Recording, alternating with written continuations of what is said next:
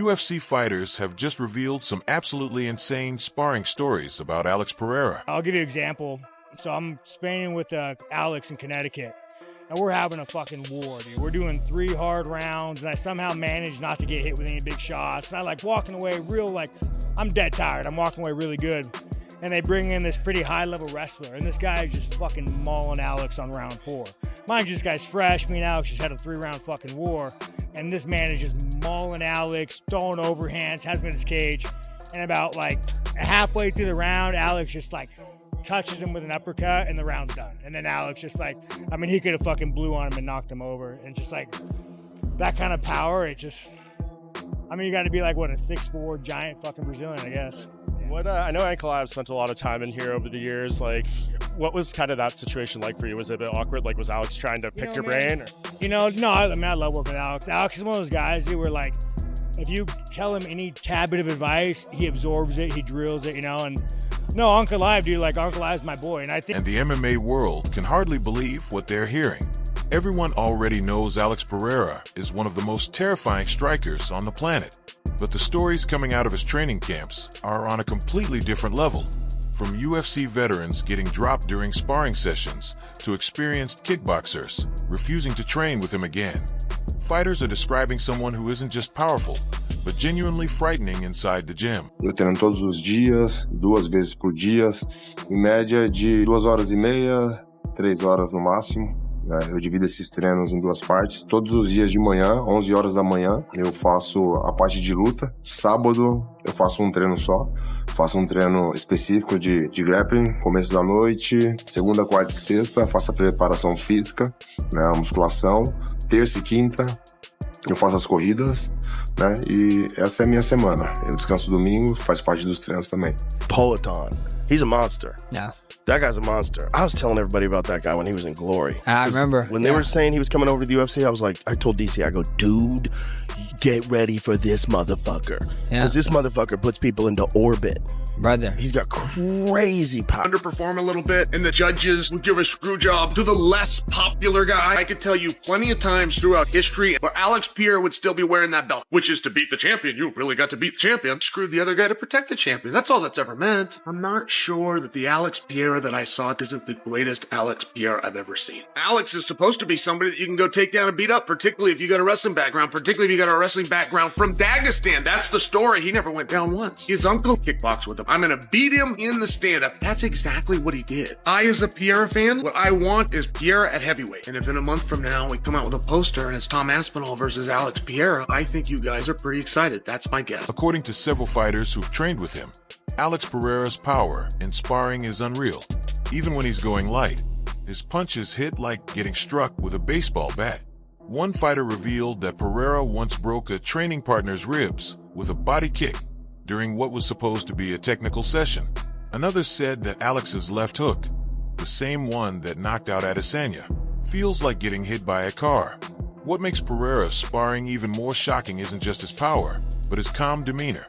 Multiple fighters have noted that no matter how fast or aggressive you get, Pereira never flinches. Yeah. He's so scary looking. I wasn't wrong about the aura, right? No, spot on. You're a champion, right? There is a different aura to this man. I remember the first time I met him. To this day, I don't remember a lot of times I meet somebody for the first time. That dude, I remember because he was my weight class and he was a monster. And we were in the same locker room for a fight. I was a pretty big damn middleweight. People thought I was one of the biggest middleweights, that you could be. And I was like, how the hell does this guy make to 185? And I just watched him. His bones just looked different. His attitude was different. I'm like, man, this guy is definitely a problem. Pulling out of the PI. Was excited when I pulled in because some guys were saying Alex Pereira was upstairs sparring. So wherever the world that mat space is, the training is the same. This was his belief. And I can just tell you that is what I saw. When I got there, the knowledge that was in that room, Glover Teixeira, who did everything. He was dripping in sweat. Glover is clearly the captain of that ship. But the knowledge they've got, Jean-Jay Ribeiro, just to name drop for you, these guys start going back and forth, and they start trading ideas and techniques. So after Pereira gets done with what I believe was 5 rounds, believe he did all 25 minutes, but I will admit I walked in a little bit late. So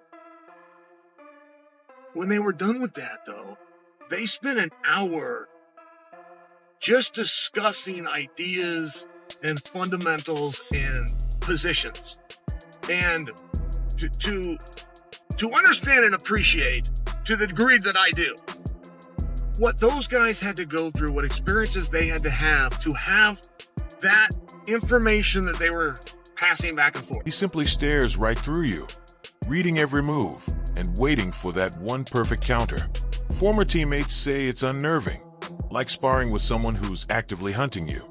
Even UFC champions have admitted that training with Alex Pereira is among the toughest challenges they've ever faced. Glover Teixeira, his longtime training partner and coach, once said that Pereira's discipline in sparring mirrors his mentality inside the octagon. He's patient, methodical, and the moment he lands a shot, it's over. Joe Rogan himself has often highlighted how Pereira's composure and precision are unmatched in the sport. It's time, precision, and like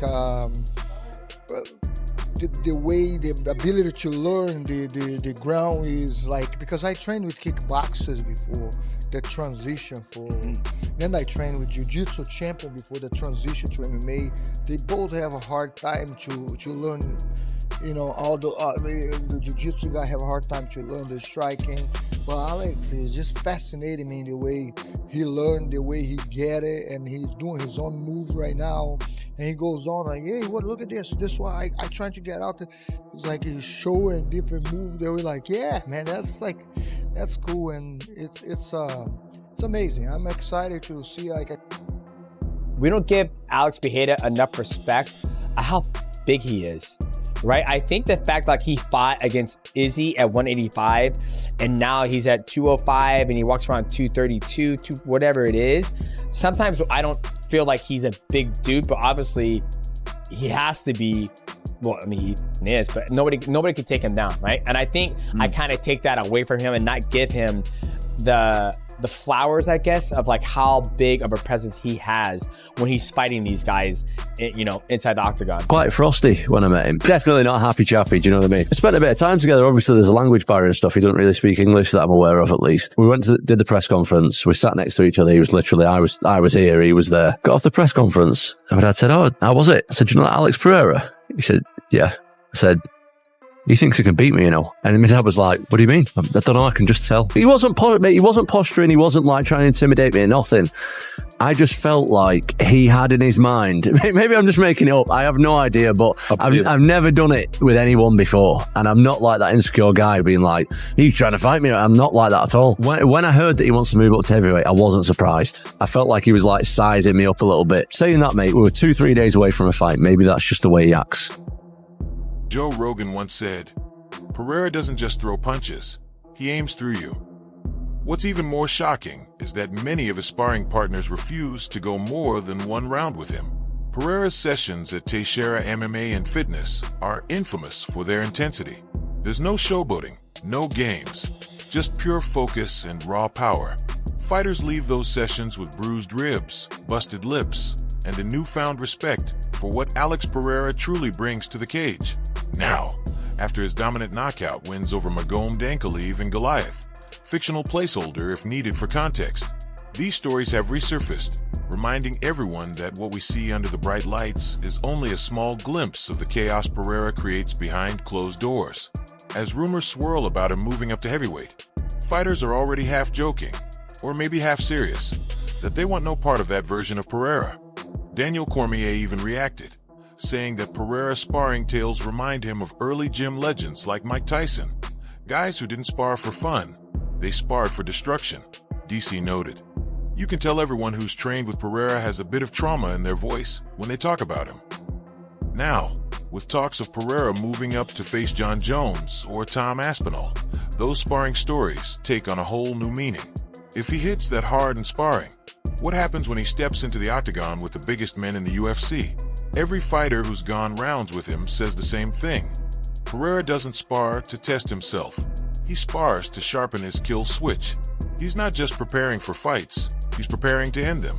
And if these stories are even half true, the heavyweight division might be in serious trouble.